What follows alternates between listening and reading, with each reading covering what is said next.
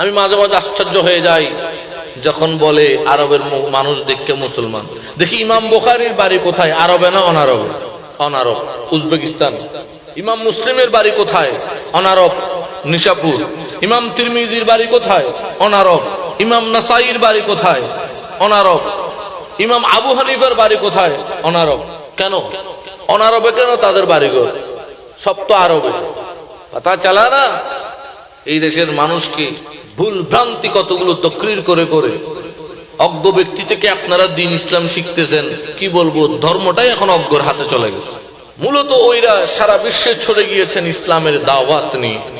আরবে কেউ ছিল না।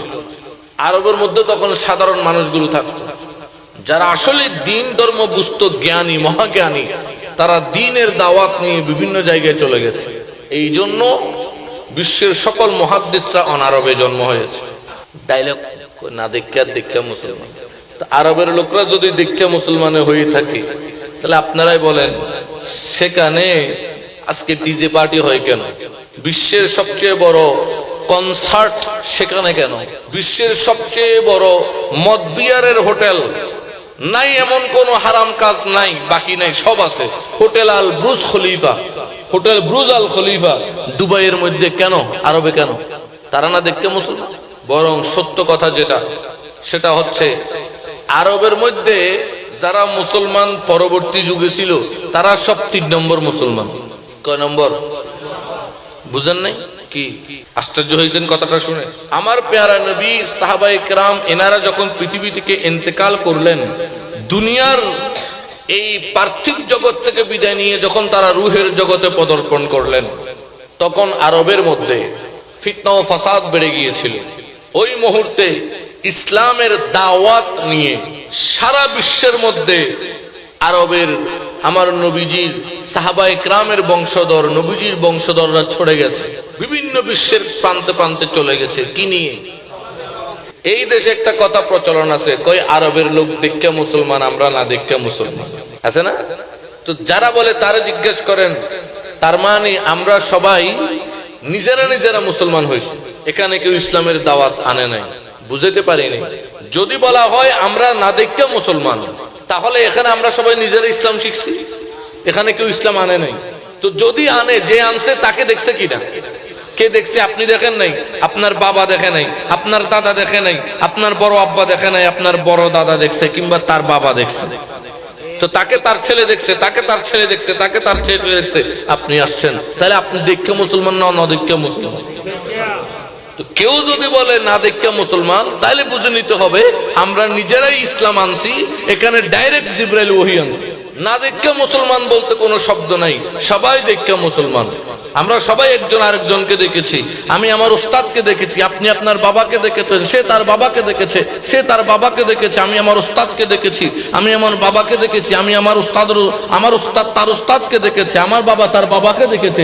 এইভাবে নির্বিচ্ছিন্নভাবে রাসূল সাল্লাল্লাহু আলাইহি ওয়াসাল্লাম পর্যন্ত আমাদের প্রত্যেকটা কার্যকলাপ প্রমাণিত। সূত্র ব্যতীত একেবারে ধারাবাহিকভাবে নির্বিচ্ছিন্নভাবে আমার পেয়ারা মাহবুব রাসূল সরওয়ারে কায়নাত রাহমাতাল লিল আলামিন থেকে প্রত্যেকটা কার্যকলাপ ধারাবাহিকভাবে উম্মতে মুসলমান আমাদের নিকট 2 ভাবে পৌঁছাইছে। কয়ভাবে? একটার নাম রিওয়ায়া, একটার নাম দারায়া। একটা রিওয়ায়াত পদ্ধতি, বর্ণনা পদ্ধতি। মুহাদ্দিসে কেরাম শুনেছেন, লিখে রেখেছেন, একজন থেকে একজন পড়েছে, একজন থেকে একজন পড়েছে, শেষ। পড়ার মাধ্যমে একজন থেকে একজন পড়ে পড়ে জানছে। আর একটা দারায়া, একজন থেকে একজন দেখে দেখে শিখছে, দেখে দেখে শিখছে, দেখে দেখে শিখছে। ওয়াইসুল করণী, উনি তো নবীকে দেখে নাই, উনি নবীকে দেখে নাই, কিভাবে ঈমান আনলেন? উনি তো কোনো সাহাবীকেও দেখে নাই। উনি সাহাবীকে দেখেছেন ফারুক আজমের খেলাফত আমলে। কার খেলাফত আমলে?